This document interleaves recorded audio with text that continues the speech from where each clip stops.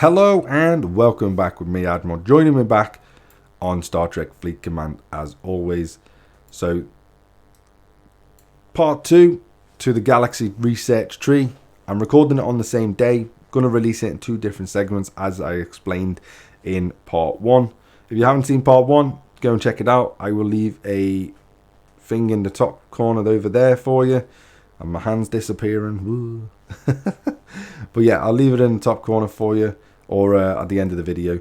But today we're going to discuss from hull durability all the way through to the end. And this is where some of the research becomes incredibly useful, and some of it where it becomes incredibly expensive as well as getting locked out due to obviously certain things like ops level and stuff like that as well. So we're going to focus on straight away. We're going to do hull durability and shield modification. We're going to discuss these in one pass because they're virtually the same thing. Obviously, the one's shields, one's hull, but they stand for the same thing. They're quite expensive when you upgrade them, but you do get some decent mods from them. My recommendation is at least put one level into them, or well, it's not. At least get it to level 2. That's what my recommendation is. At least get it to level 2. The reason, let me just move this camera because this camera is a bit. Here we go. Am I in the middle now? Kinda. There we go. That's better. So at least get it to level 2 on both of them. The reason you want to get it to level 2 is because you get 60% bonus. For level 2, that's pretty damn good. It's quite cheap as well to get it to level 2 in comparison to obviously then going from level 3, 4. You don't get much benefit for then going to level 3 and so on. So my recommendation is at least get it to level 2, and then you can think about whether to upgrade it later on if you really have the time and effort to do so. Shields is exactly the same. Get it to level 2 and then move on to other research. That's what my recommendation is for that. Prime Borg research, you should have got this for free if you were part of the game. You did get this for free as part of one of the arcs, I believe. It was the end of last year. I can't remember exactly what arc it was, and my camera is going absolutely nuts because it's picking up my chair. But I haven't got a green screen. It's just the camera thing. So yeah, you got that for free. If not, it's a very, very useful research to have. If I'm honest, it doubles everything in your rewards. So instead of getting, say, for example, 300 credits or faction credits, you're going to get 600 faction credits, and same with the reputation. And to be honest, that in itself is pretty damn useful.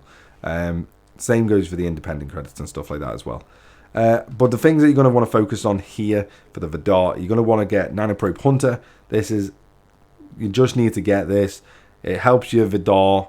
It's going to allow you to hunt less probes overall to get a higher yield.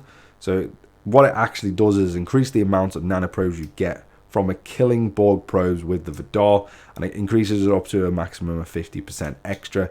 So obviously that's going to be massively beneficial when you're using your Vidar to go and hit Borg probes. If you don't have a Vidar event store, it does pop up all the time. Make sure you get one. It's an incredibly powerful ship. I have done a video on it, I believe, in the past. I can do an updated video if you really want to. Then you got Prime Active Nanoprobe Refining. I, as you can see, have not done this, but this double refined for active nanoprobes. Yeah, that it's basically, it is what it says. I'm not going to advocate to get this because it's quite expensive again.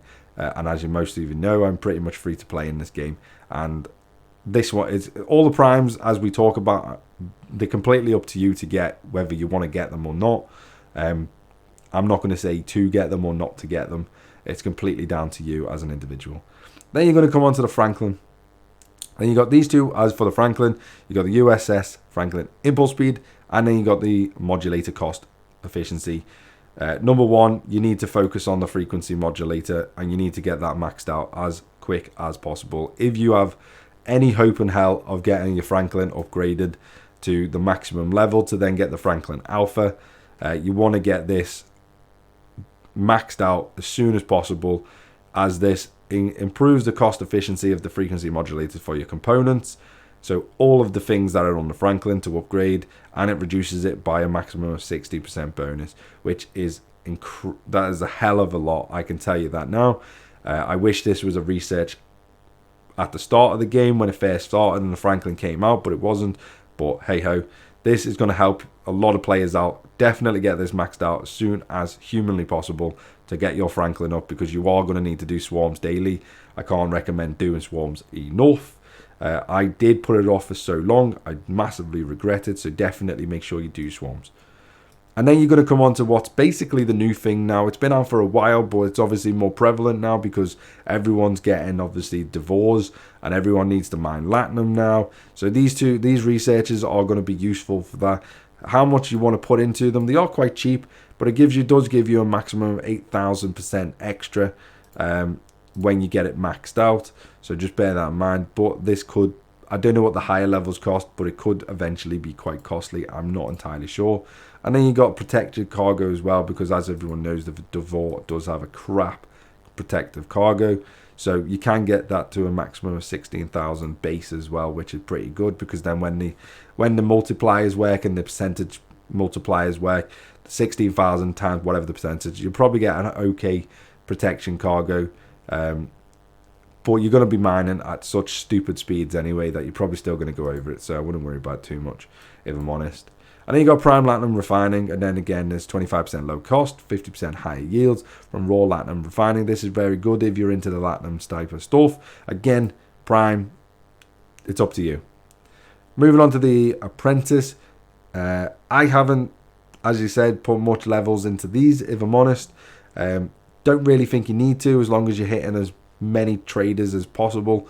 You can definitely get all three factions maxed out, or get them all free locked in at 10 million quite quickly. So getting these free, I personally don't think you need to invest too much into them. So it's up to you whether you, all they're going to do is help you gain experience faster towards a faction when you hit hostile. So it's up to you how much you want to put into them, but I personally don't think you need to. Just go and hit as many traders as humanly possible. And then we're going to get to advanced training. Advanced training is incredibly useful, however, it is incredibly expensive. I've only put one level into it because it gets you 4%, and then after that it's 2% increments, or up to the level 4, and then it goes obviously 3% increments, 4% increments, so on and so on. The only reason I haven't invested in this, it is an incredibly powerful tool to have and incredibly useful to have. I haven't invested in it because it is massively expensive, and I've got other things to do other than invest into this one research. With that one, again, I'll leave down to you as how important you think that is. It is very good because it's to do with officers, so just bear that in mind. And then either side of that is flanked by the Discovery. If you don't have the Discovery, again, the Vent Store does have the Discovery in every single week, so get the Discovery as well. Incredibly powerful ship, especially for the ability that I'm going to come on to in just a second. But you're going to get both of these. So your mycelium jumps, you're going to want to decrease the jump cost for when you do want to jump your ship, and it also affects the summoning ability, which we'll come on to in just a second. So definitely get this done. It does reduce it by 50%, so it is very useful. Impulse speed, again, is not really relevant, but you need it to get the summoning's ability, so get this up as well. It does help the Discovery move around a lot faster within a system, so it is kind of useful, I guess, in that regard. But you need it to get the summoning's ability anyway, so you may as well just get it up. And then you're going to come on to the summoning's ability, which is this ability. This one, it looks like a prime, but it isn't a prime. You can get this ability, but you have to get them to both maxed out prior to getting this ability. And this is to summon another ship to the same system that your Discovery is in. And this is an incredibly powerful tool to have. Something that everyone needs to get in the game because it's incredibly useful. These three, which are pure crystal, pure gas, pure ore, get them to the highest level you can get them. They will get bottlenecked by mine, i.e. by pure parts. They will get bottlenecked. However, them three, you need to get them as high as possible, as quick as possible.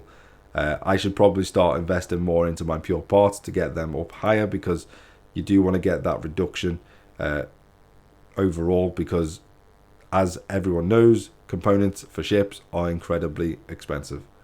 So they three, get up to as high as you can get them as quick as possible. Okay, the next ones you're going to just want to get up. I personally think you're going to just want to get up to whatever you, just to unlock the next ability, to be honest, for the time being, and then you can then go back to them and think and just, you know, figure out which one you want to go down, which one you want to upgrade and stuff. But Explorer, obviously, Warp, it says on the tin, Interceptor Warp, Battleship Warp, these are all incredibly good. Definitely get them, but you need Warp Technology 10, and that's what I'm bottlenecked for by now, which is Warp Technology is this one down at the front. So just bear that in mind. And then you go to Attack Training. Again, Advanced Training is needed at level 6 to upgrade this, and I am not upgrading that because it's incredibly expensive. So you probably only begin to get one level or so out of this anyway. And then you go USS Discovery Warp Range. Get this maxed out. Every time you can get it maxed out, because it just increases your warp range, and wherever your Discovery goes, it can then summon any ship to that same system. So if a miner can't get to a certain system, but the Discovery can, you just send the Discovery and then just summon it. Summon the miner to that system, and then you're done. So incredibly useful. Get this maxed out to whatever level, the highest level you can get it maxed out to, like I have here, for example. Primes we're not going to talk about because we've discussed primes. They're the brand new ones as well. I think they're kind of pointless, to be honest, but whatever. And then we got weapon, refractor. I've got one level into this. Next level's 39 anyway, so it doesn't really matter. And then you got enhanced warp core, but you don't get that until level 40. But definitely get it once you get to level 40, because it does increase your range for your ship. But it doesn't, obviously it consumes warp particles to increase the warp range of all ships. So just bear that in mind. But then we got the new research for the stealth ships. If I'm honest, I'm not going to go too much into this because I know a lot of people don't have stealth technology on their ships or something like that. I know a lot of you do, but I know a lot of you don't as well.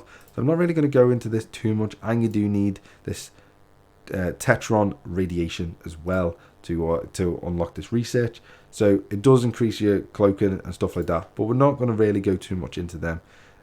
Obviously, if you want to talk about that, well, I will do a stealth video at one point, so just remind me in the comments down below to do a stealth video in the future. So that basically brings us all the way up to the top here, which is your faction specific research. Depending on what faction you're going, this depends on which line you want to progress down, if I'm honest. I'm, as everyone knows, has gone Romulan, so I've progressed predominantly down to Romulan. The one research that you need to do before all the others, and to the highest ability you can do it, doesn't really matter what faction you're going for, is the pure whatever faction it is, or whatever faction you're going. So mine's pure ore, for example. You want to get this maxed out to the highest you can get, because this improves the cost efficiency of the ore for Romulan ships again. So it basically means the ore on your ship costs less. So just bear that in mind. And that goes for all three, whether it be obviously crystal or gas. You're going to want to do it. I'm doing pure gas at the moment because I obviously have an enterprise as well. The other thing that I would focus on the pure whatever it is first. Then I would go back one space and then do whichever faction mining you need to do as well. So mine again is Romulan or miner. Get this maxed out as well to whatever level you can get it maxed out to. And that goes the same for all three. So start at the end, obviously work your way up to the end, do the end one, and then work your way backwards. That's what I would personally do. And then you can it's up to you whether you want to do these. But again, I wouldn't really invest too much into these, if I'm honest. Unless you really want to obviously progress really, really fast up any of the faction trees. This can obviously help when you're hitting other ships, because it does plus or minus Romulan points using Romulan ships. So when you use whatever ship you're using, it does help using that ships. But that basically sums up the entire tree. Hopefully, again, this video has been useful. Check out part 1 if you haven't. Don't forget to hit that subscribe button, and I'll see you next time. Bye bye for now.